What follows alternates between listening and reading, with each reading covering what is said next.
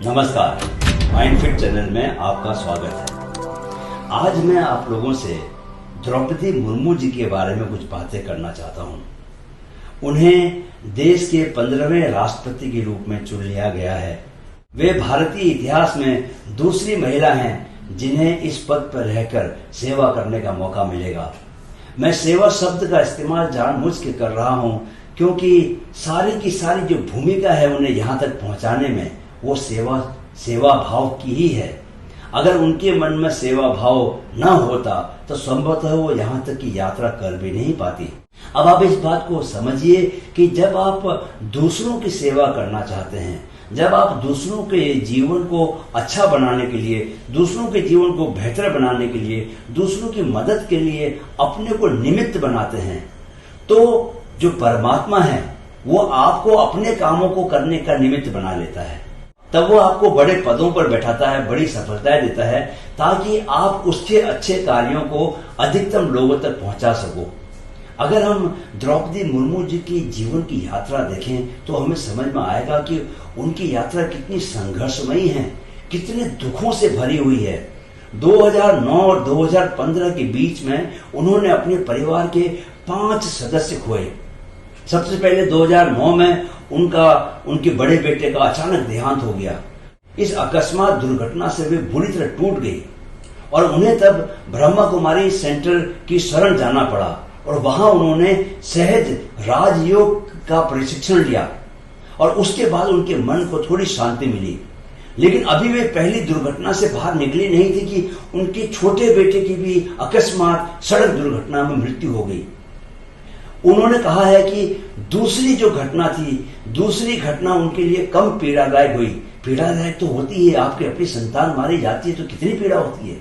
लेकिन जब आप इस संसार के चक्र को समझ लेते हैं और अपने मन को योग के जरिए, ध्यान के जरिए, राजयोग के जरिए संयमित करना सीख जाते हैं तो शायद आप अपने मन को ज्यादा दुखी नहीं होने देते, बल्कि आप आत्माओं को पहचान के अपने मन में सबके प्रति सेवा भाव लाते हैं और कर्म प्रधान जीवन जीते हैं।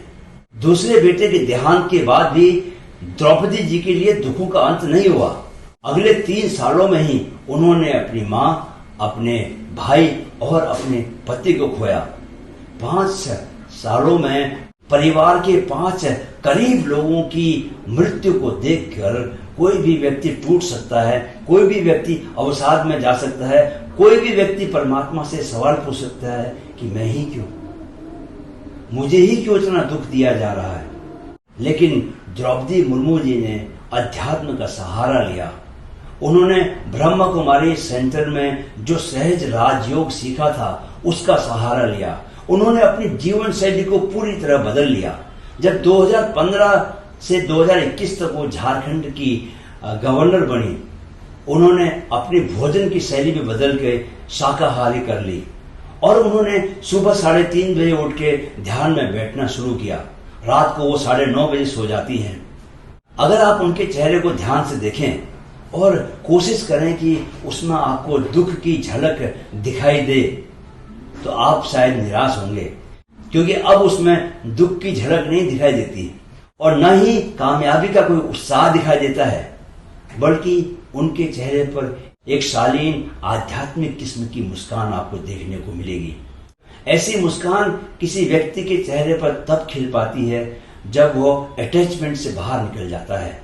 जब तक आप सांसारिक अटैचमेंट से बंधे हुए हो तब तक आप अपनी सफलताओं से बहुत ज्यादा खुश हो जाते हो और अपनी असफलताओं से बहुत दुखी हो जाते हो।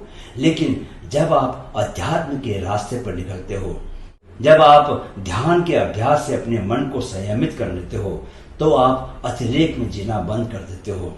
तब आप आत्माओं को समझना शुरू करते हो, जीवन के रहस्य आपके सामने खुलते चले जाते हैं। तब आप अध्यात्म की राह पर निकलते हो और आप समझते हो कि आप सिर्फ शरीर नहीं हो, आप आत्मा की शक्ति को समझते हो और ये जानने लगते हो कि आत्मा अजर अमर है, शरीर का नाश होता है। बाकी संसार में तरह तरह के कर्म हैं, तरह तरह के काम हैं, असफलताएं और सफलताएं जीवन का हिस्सा है। आप उनसे कभी बहुत ज्यादा खुश नहीं होते, उनसे कभी निराश नहीं होते, लेकिन आपके मन में जो सबसे बड़ा भाव है वो सेवा भाव। आप सबकी सेवा करना चाहते हैं। आप दूसरे लोगों को आत्माओं के रूप में देखते हैं और अपने ही जैसा समझते हैं। आप अपने रिश्तों को भी दूसरे लोगों में देखने लगते हैं। ऐसा नहीं कि सिर्फ आप अपने करीबी रिश्तेदारों में की आत्माओं को ही पहचानते हैं, आप अनजान लोगों के प्रति भी प्रेम से भरते हैं। आप अनजान लोगों के प्रति भी गहरा सेवा भाव महसूस करते हैं मन में। वही द्रौपदी मुर्मू जी के चेहरे को देख के समझ में आता है कि वे एक ऐसे आध्यात्मिक रास्ते पर हैं जिस पर चलते हुए राष्ट्र पर सकारात्मक प्रभाव पड़ना तय है। यह बहुत सुकून की बात है कि देश के सर्वोच्च पद पर बैठा हुआ व्यक्ति एक ऐसा व्यक्ति है जो सुबह 3:30 बजे उठ के ध्यान में बैठता है। एक ऐसा व्यक्ति है जिसका मन बहुत संयमित है। एक ऐसा व्यक्ति है जिसके मन में सेवा का भाव कूट कूट के भरा हुआ है। निसंदेह जब ऐसा व्यक्ति सर्वोच्च पद पर बैठेगा तो उसका प्रभाव पूरे देशवासियों पर पड़ेगा। मुझे लगता है कि आने वाले दिनों में जिस तरह एपीजे अब्दुल कलाम ने पूरे देश के नौजवानों में, बच्चों में और दूसरे लोगों में एक अनोखी आध्यात्मिक ऊर्जा जगाई थी, वैसा ही कुछ द्रौपदी मुर्मू को भी हम करते हुए पाएंगे।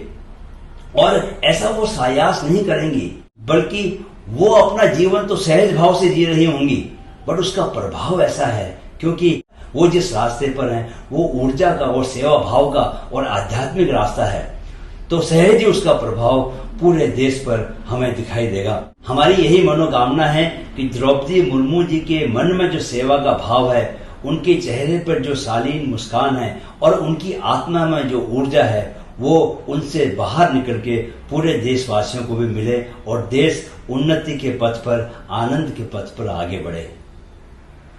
वीडियो देखने के लिए बहुत बहुत धन्यवाद। युवाओं में शारीरिक, मानसिक और आध्यात्मिक विकास के लिए काम कर रहे माइंड फिट चैनल को आपके सहयोग की ज़रूरत है। वीडियो अगर पसंद आया है तो इसे अपने दोस्तों, रिश्तेदारों के साथ ज़रूर शेयर करें।